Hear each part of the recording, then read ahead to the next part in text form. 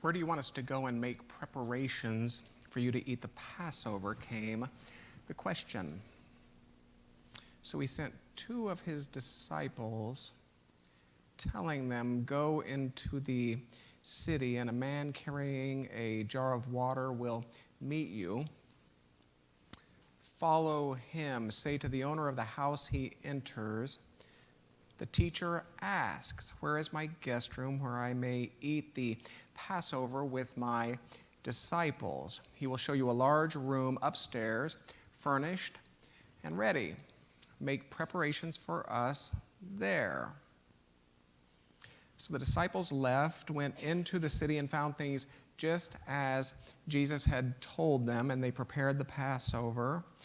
While they were eating, Jesus took bread, and when he had given thanks, he broke it and gave it to his disciples, saying, "Take it, this is my body."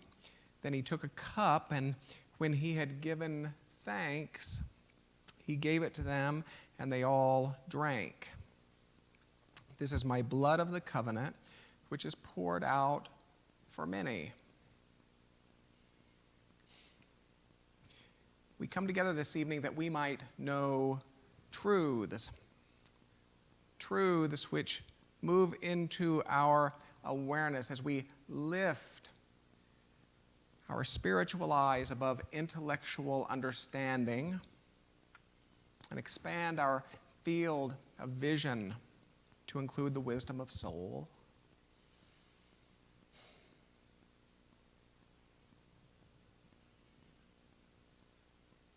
So we open with a time of silent contemplation.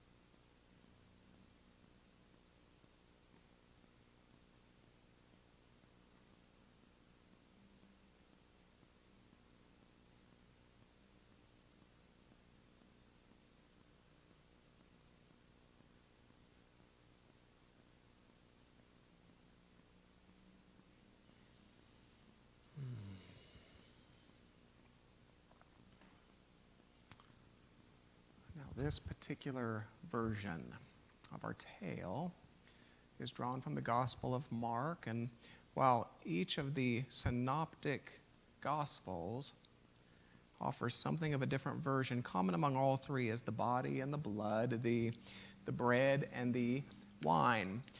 So let's begin by considering that what Christians recognize to be the Last Supper in services around the world tonight, Jesus and his Jewish followers would have recognized to be a Passover feast. And so yet again, in our desire to deepen our understanding of the Last Supper and to deepen our meaning in its lives, we start by deepening our understanding of Passover.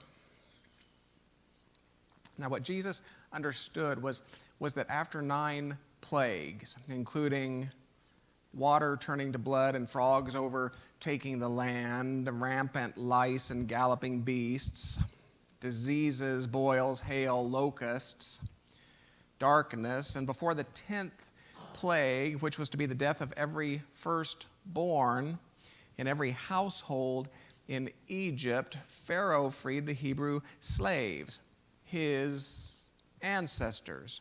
And Jesus would have celebrated this emancipation as Passover.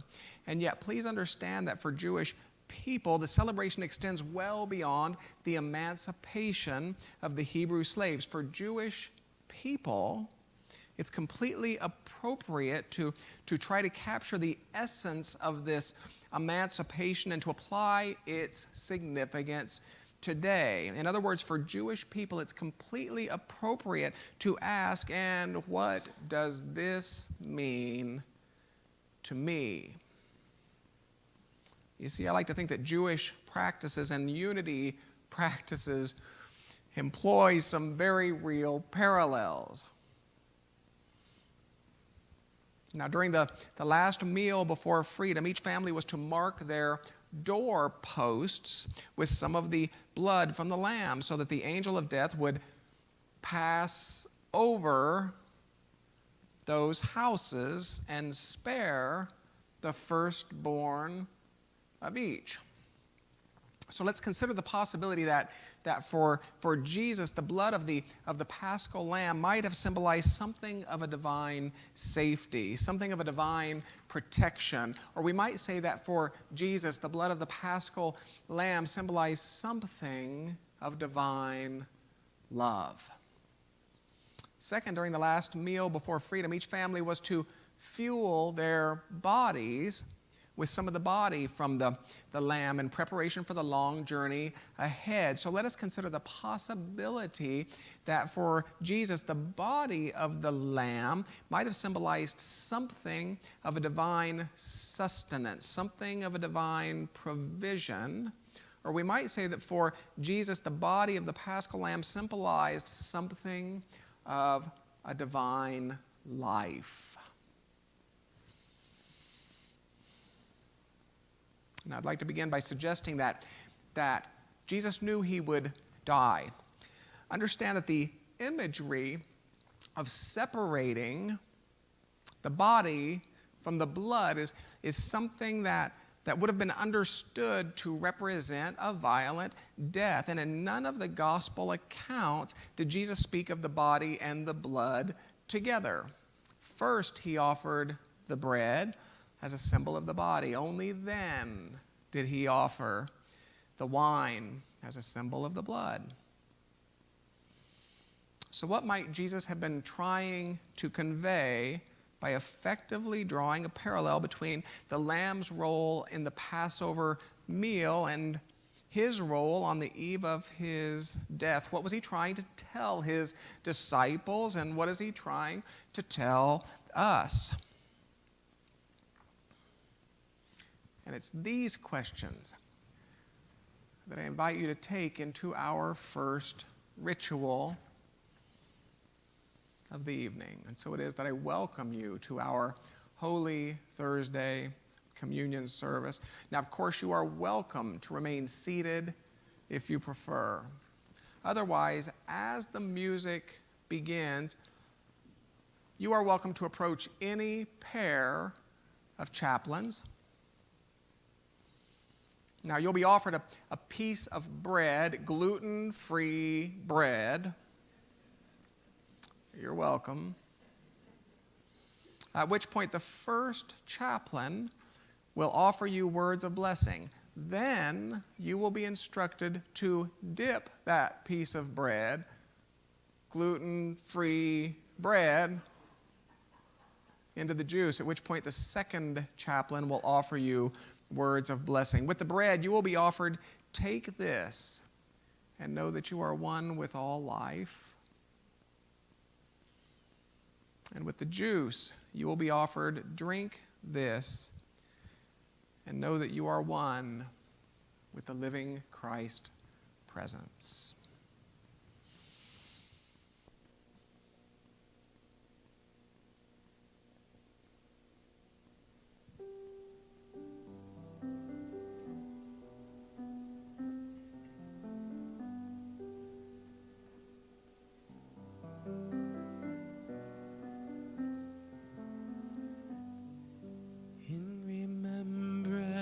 Of me, eat this bread.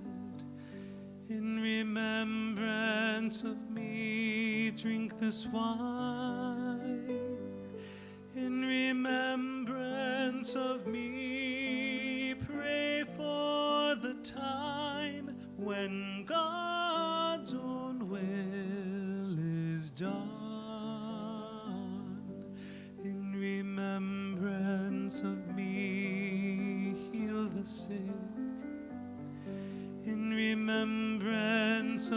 me, feed the poor. In remembrance of me, open the door, and let your brother in. Let him in.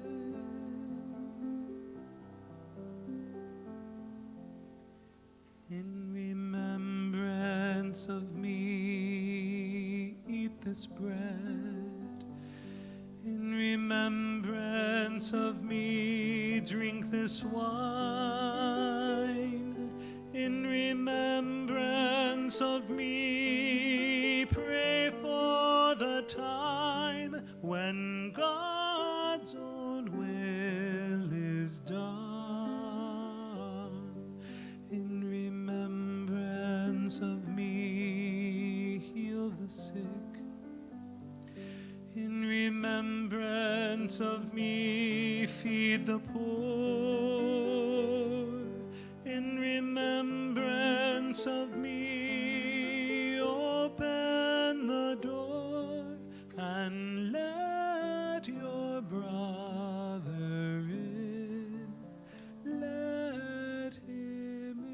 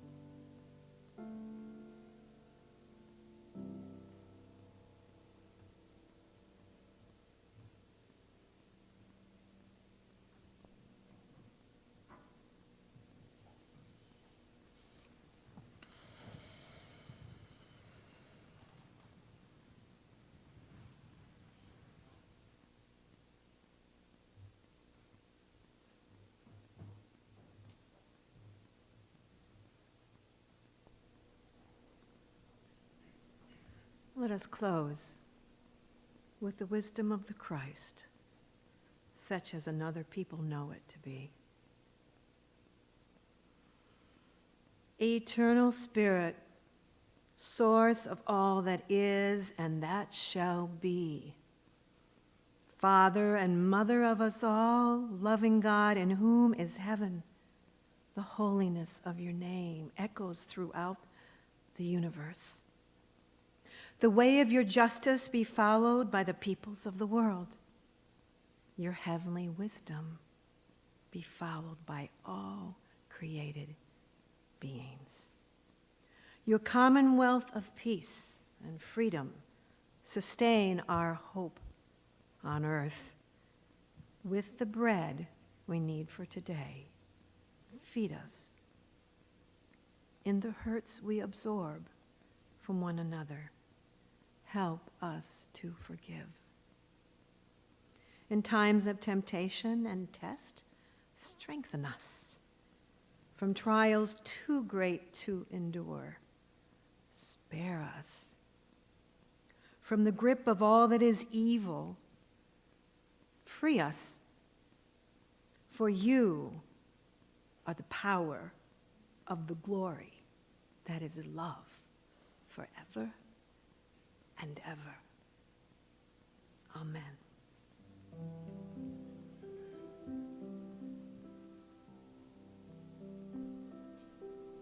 Our Father, which art in heaven,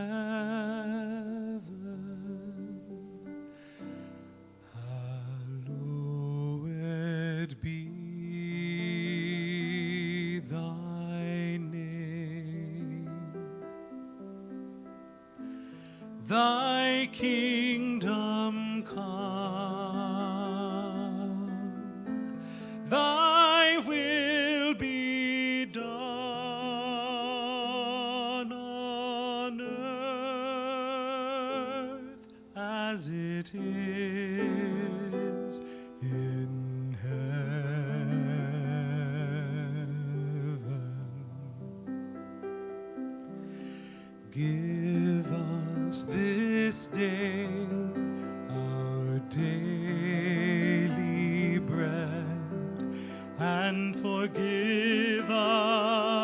our debts as we forgive our debtors.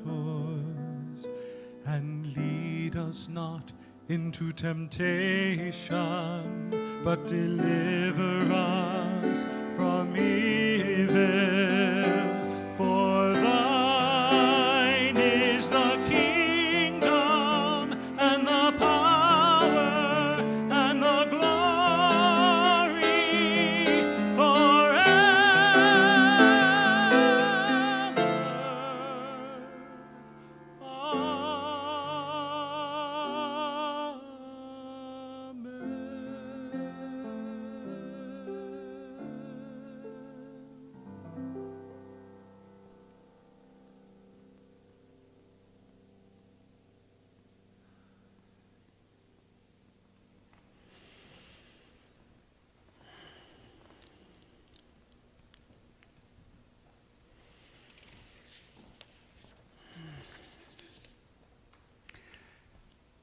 And while the Synoptic Gospels offer this imagery that's become so central to Christian celebration of the Lord's Supper, Eucharist, Mass, communion, this is my body, this is my blood, the Gospel of John says nothing about this. Instead, the Gospel of John tells the story of Jesus washing the feet of his disciples. From the text, it was before the Passover festival. Jesus knew that the hour had come for him to leave this world and go to the Father. The evening meal was in progress. Jesus knew that he had come from God and was returning to God. So he got up from the meal, took off his outer clothing, and wrapped a towel around his waist.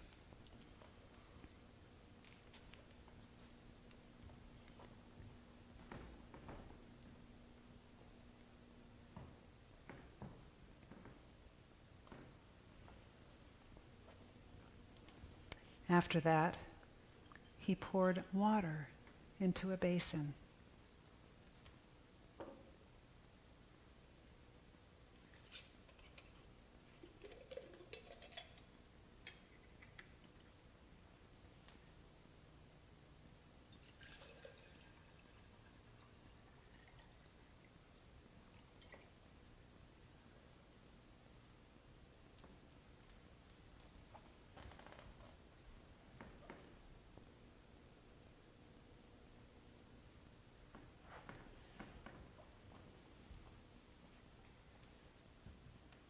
And he began to wash his disciples' feet, drying them with a towel. When he had finished washing their feet, he put on his clothes and returned to his place. "Do you understand what I have done for you?" he asked them.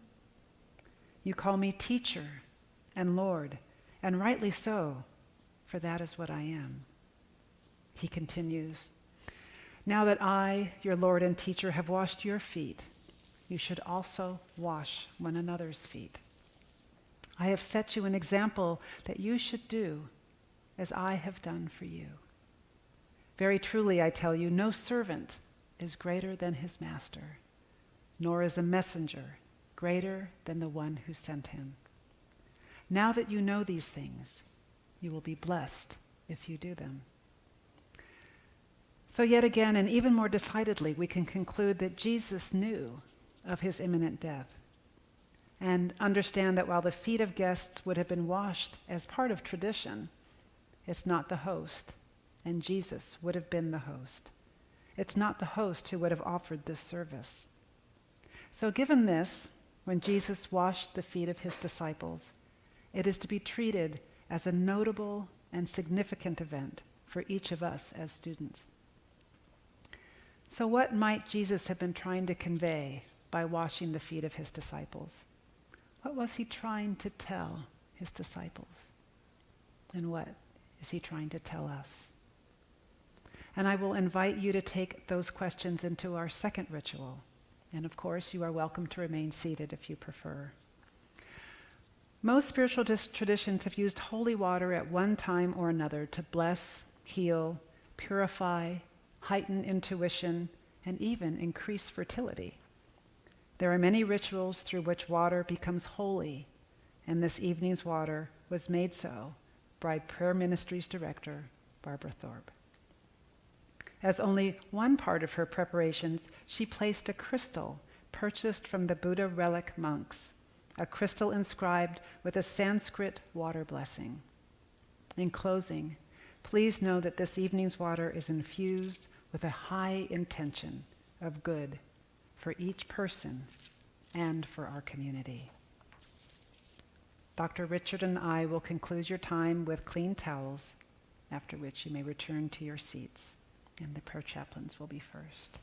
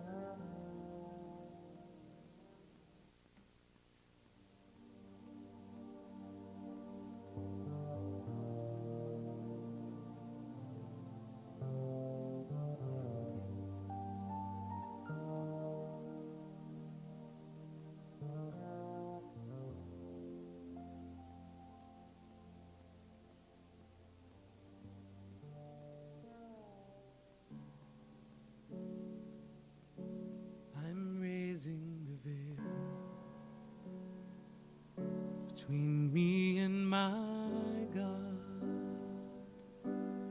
no separation, no distance at all. God is right here in my heart. God is right here in my heart. God is right here in my heart. I'm raising the veil between me and my God. No separation, no distance at all. God is right here in my heart. God is right here in my heart. God is right here in my heart. I'm raising the veil. God is right here in my heart. God is right here in my heart. God is right here in my heart. I'm raising the veil. So in both rituals, we invited you to carry the questions. What was he trying to tell his disciples? And what might he be trying to tell us? And I've done the same thing. And whether I consider Jesus offering himself as the new lamb, so rich with the symbolism of divine love, divine life, or anointing his disciples for ministry, which is my chosen interpretation of the foot washing ritual, I draw a similar conclusion. From both stories, different as they might be, I perceive a charge to his disciples to continue his work. In other words, we don't honor his life, his mission, his ministry simply by gathering in buildings such as this, on holy days such as these, uttering rote words, performing prescribed rituals. Rather, we demonstrate honor by accepting his charge to become the new disciples, if you will, anointed to carry forth his message of love, his message of life, and everything that such a message might mean to the family of earth.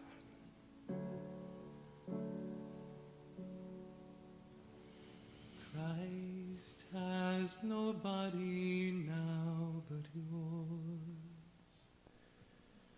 no hands, no feet on earth but yours. Yours are the eyes through which he looks, compassion on this world. Yours are the feet with which he walks to do good. Yours are the hands with which he blesses all the world. Yours are the hands, yours are the feet, yours are the eyes, you are his body.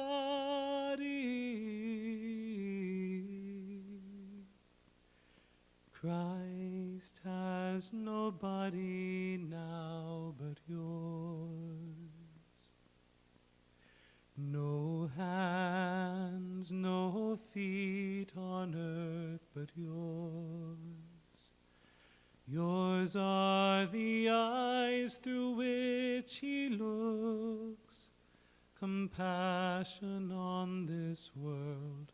Christ has no body now on earth but but yours.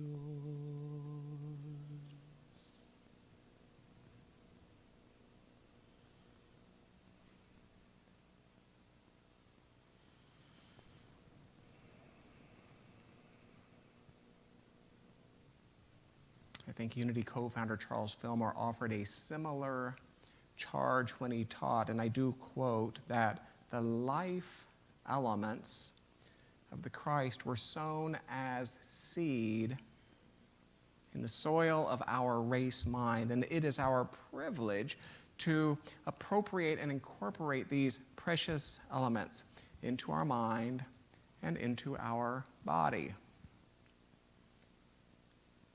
End quote. I think Charles Fillmore asks each of us to become those hands, to become those feet, by cultivating that same Christ potential which Jesus demonstrated, that same Christ potential which resides within every human heart. To that end, our prayer chaplains have prepared for you a meditation drawn from the 12 powers of Christ in man.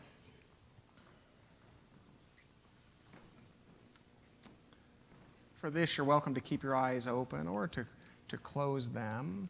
Now, following this meditation, and again, as the singing begins, you're welcome to come forward with your individual candle. Did everyone get an individual candle tonight?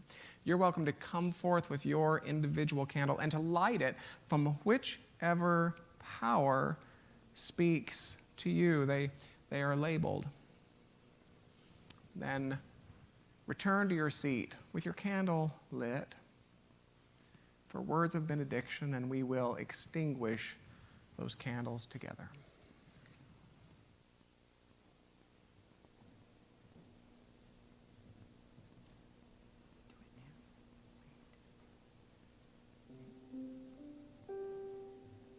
We light this candle for life. There is one life. This life is God's life. This life is my life. I am one with the infinite life of the universe, sustaining, inspiring, restoring. Today, I take positive steps to honor the great life, gift of life I have been given. I embody the consciousness of life.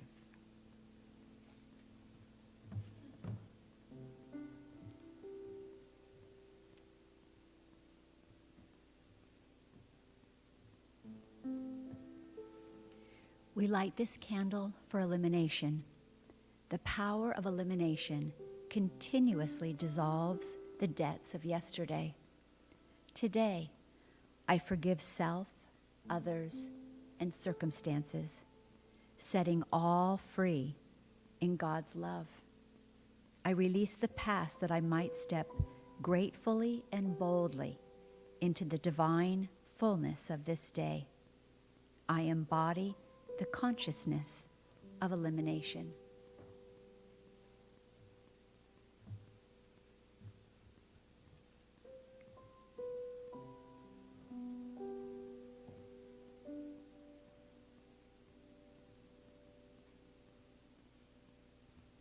We light this candle for order.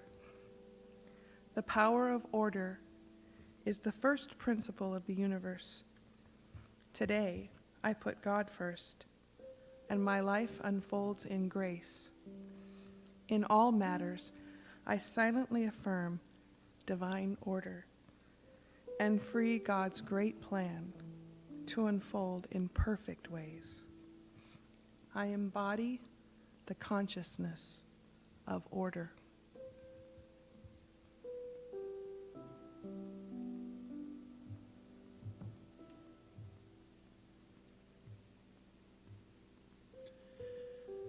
We light this candle for strength. The power of strength brings balance, endurance, tolerance, and ever new energy into my life. Today, I allow divine strength to surge through me, and I am renewed. I embody the consciousness of strength.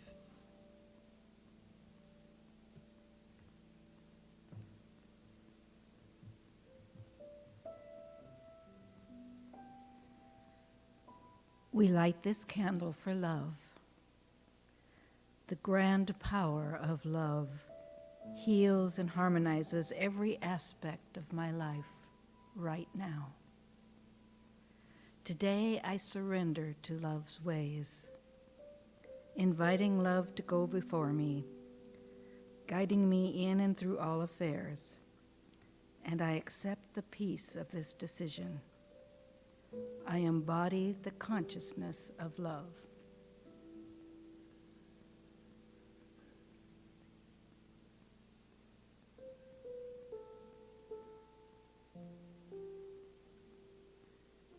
We light this candle for wisdom. The power of wisdom is ever present. Today, I take time to invite the highest frequency of wisdom within me into my awareness. I invite, then I permit, align, and obey. I embody the consciousness of wisdom.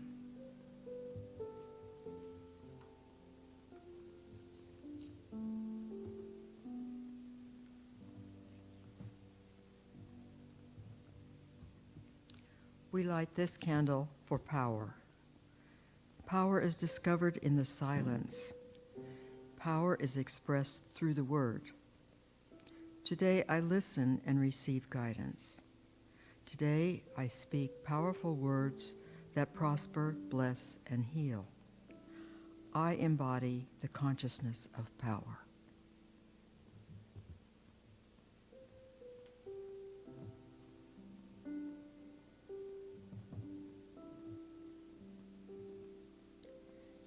We light this candle for zeal. The power of zeal thrusts me into the universe's highest purposes with enthusiasm and joy. Today I feel God's mighty spirit as me, accomplishing miraculous works through me. I embody the consciousness of zeal.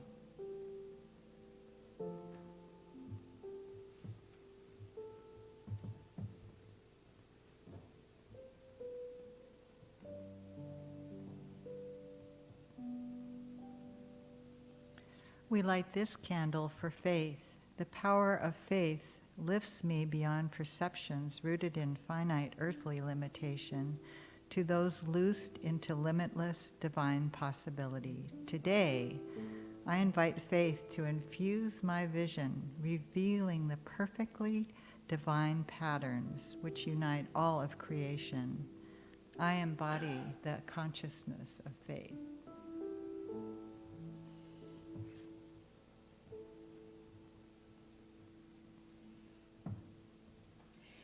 We light this candle for understanding.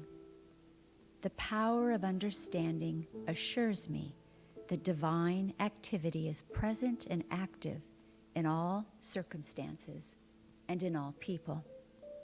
Today, I enjoy the comforts and freedom that understanding grants.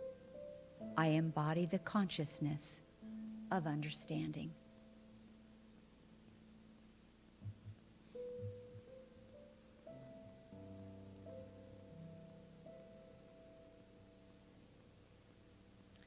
We light this candle for will. The power of will is the great permission giver of consciousness. Today, I will enroll will in support of my steadfast decision to say no to old self-defeating ways and yes to my greater good. I embody the consciousness of will.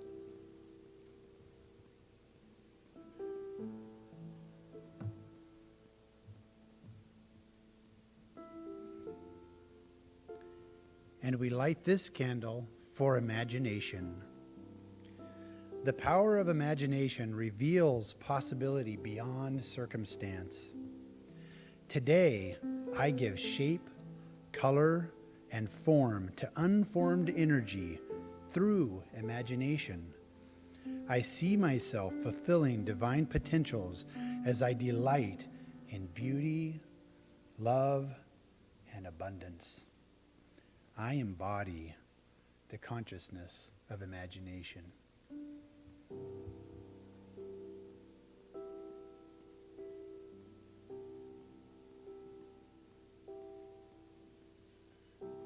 Within the silence, I heard a voice gently ask me to let go.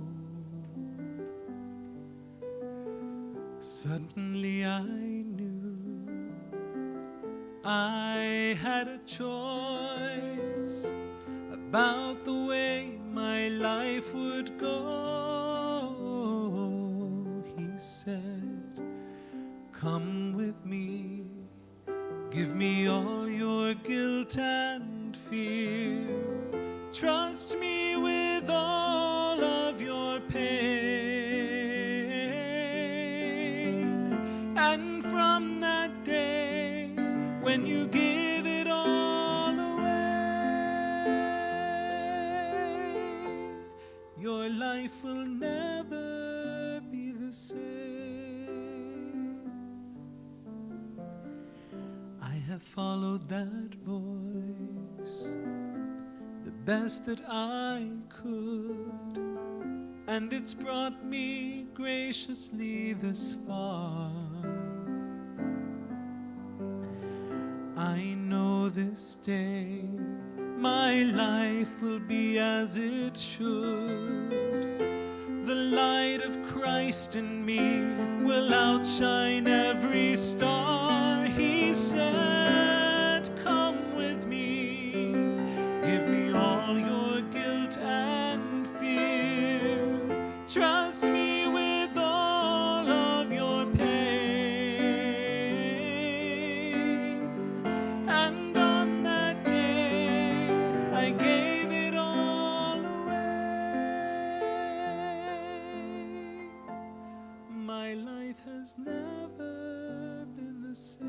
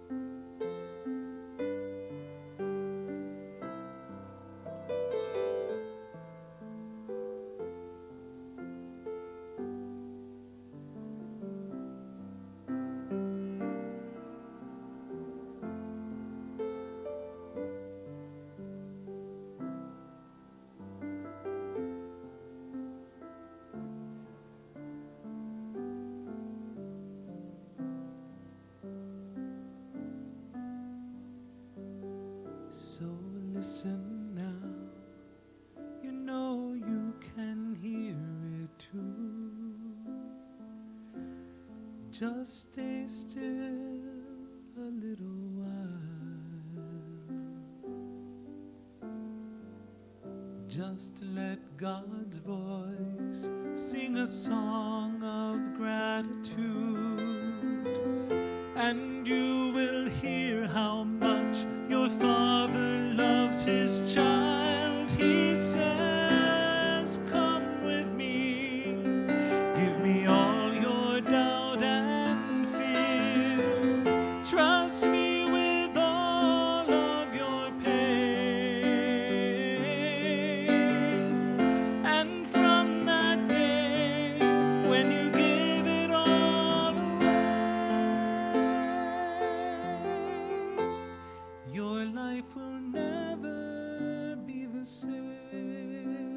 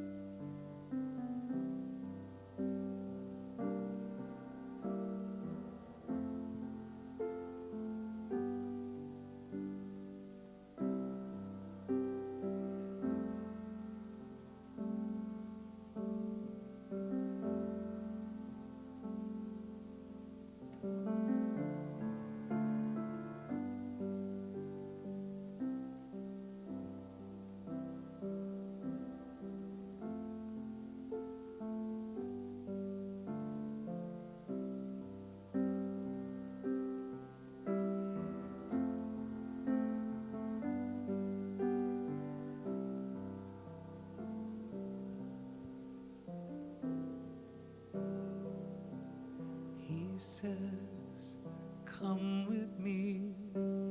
Give me all your doubt and fear.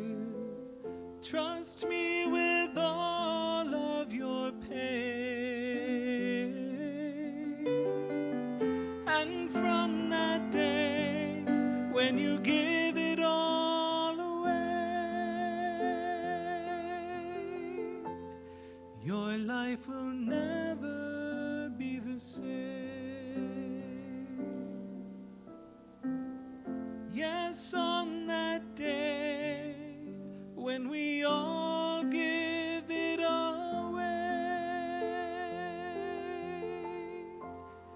our light will glorify God's name.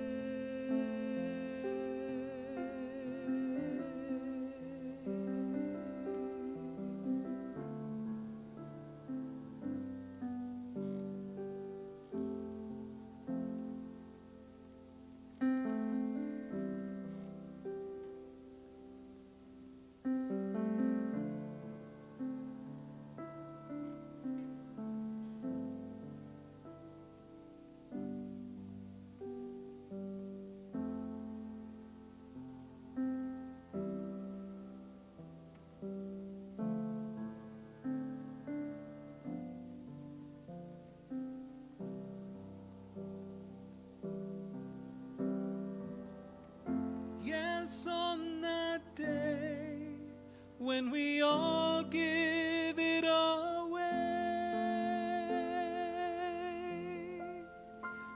our light will glorify God's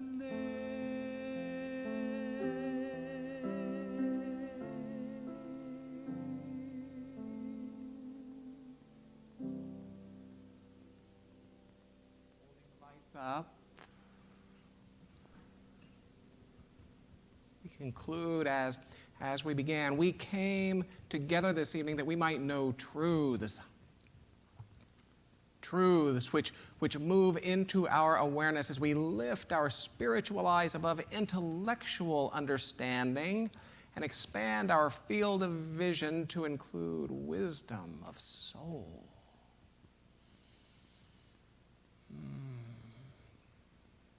And this night, then, is our charge to become the living embodiment of those truths in our world.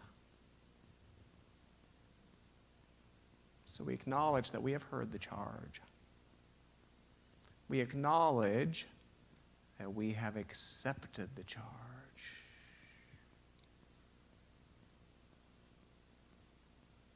And as we extinguish our candles, we conclude this time of prayer by saying, and so it is. And amen.